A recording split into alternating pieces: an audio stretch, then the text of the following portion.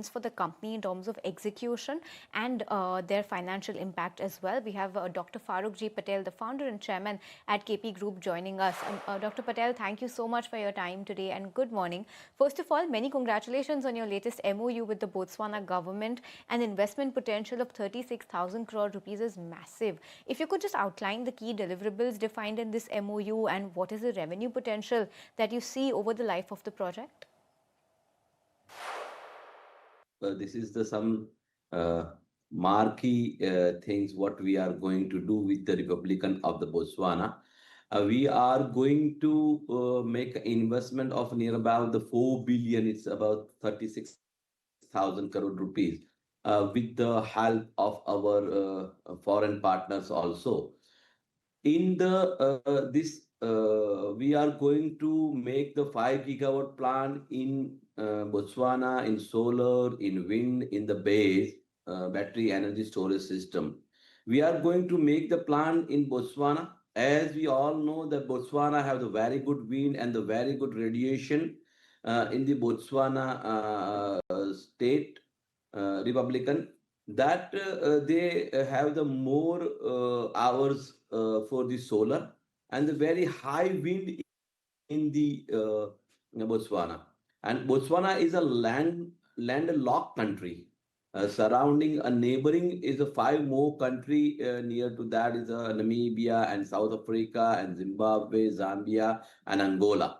So we are making a plan in Botswana and we are going to supply from that to the renewable energy to the other country also.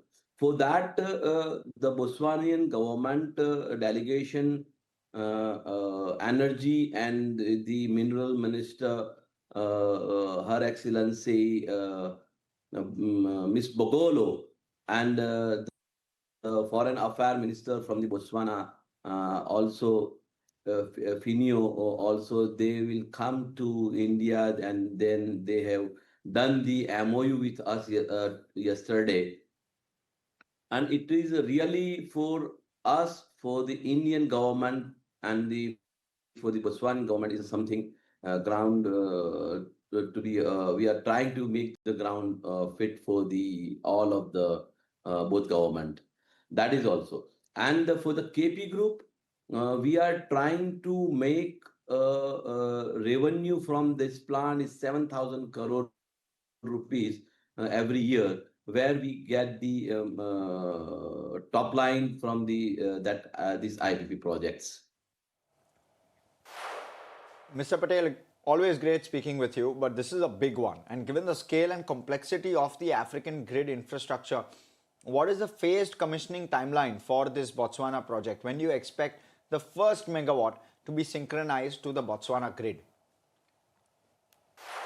See, Botswana have the very good southern and northwest grid also there. Till that they are taking the power from the South Africa and the Namibia and the Zambia. That same grid we will use for the export of the power, number one. Number two is on the 7,000 crore rupees top line.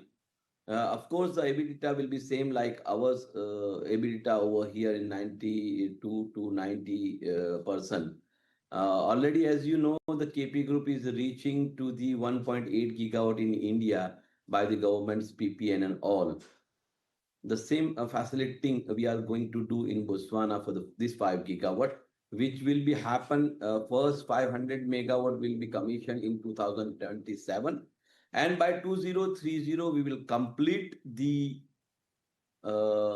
this 5 gigawatt. Okay, and Mr. Patel, earlier you had indicated roughly 6 gigawatts of orders to be executed by December of next year, that's 2027, with 3 gigawatts by March of 2026. Is it correct that the overall pipeline is now closer to roughly 11 gigawatts? And how do you plan to fund this expansion? What is the debt to equity mix that you're targeting?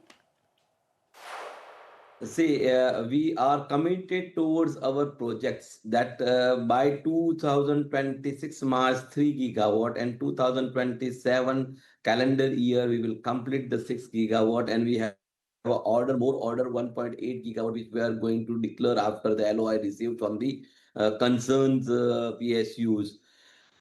So after this 8 plus 5, I may correct you, there's a 13 gigawatt already we are reaching to the by 2030. And of course, debt equity ratio not more than 1:2. So it will be you will be make sure we are making that we are not exceeding our debt, and we are catering the more equity and the more partnership seeking from the outside India also. And we have already tied up the few foreign investment in this project. And Mr. Patel, you are reaching 3 gigawatts by March 2026. And the plan is to reach 13 by 2030. This requires a massive influx of solar modules, wind turbines. Have you secured long-term supply contracts to protect against a possible price volatility, if at all, and ensure that you complete the 6 gigawatt order book by December 2027? Of course, we have tie up with so many manufacturer of the Indians manufacturer, and we are taking this forward with this 5 gigawatt. Also, we are placing the order. Till date, we have already had the 6 gigawatt, all the equipments from the suppliers. So the same thing we will do it in the next few months after this agreement and all will completed by the hope before the March. Okay, and the MOU also mentions regional power exports. Mr. Patel, our initial discussions with PPAs or with neighboring countries like South Africa or Namibia already underway. How do you power these prices in the Southern African power pool? How do they compare with the Indian PPA tariffs? I can say the IRR will be much good than what we are doing today. Number one, and the thing is the support from the government of the Botswana is there. So we are not exposing today or in a first this interview that what is our strategy. But they are with us. That I can say they are with us to do this. How to success this thing. And with the board considering equity fundraising, how much capital would be earmarked for Botswana as a project versus the domestic 10 gigawatt roadmap that you have? Should investors expect a further equity dilution 18 to 24 months or? From the yesterday announcement, actually the promoter driven company QOS Private Limited is a promoter, is you say the is a promoter company, and we have raised the 4.9 percentage of the warrant we have issued for promoters. So we are increasing the stake by 5%. Most of the we are trying to get it done in a 18 months. So no further dilution for the equity. We may require the other company subsidiary of this company where we can raise the more fund. We are not going to increase the equity or the debt in this company, but we are increasing our stake in this company. Okay, and lastly, Dr. Patel, talk to us about your new Bhopal plant. Will that meaningfully support the execution of these large-scale targets? And what is the expected revenue split between the captive power producer segment and the independent segment? Till date, we are on the 17% of the IPP and the rest of the CPP. We are increasing the IPP. As I told you, by 2027, our IPP revenue will be more than the 1,000 crore rupees. With this project in Botswana things, we are increasing by 2030. The IPP will be 50% and the CPP or the EPC will be 50%. That's for sure. Thank you so much, Mr. Patel, for coming in and speaking with us. It's a big day for you. It's thank you for taking our time and coming and clarifying as to what this is and what the potential of this could be.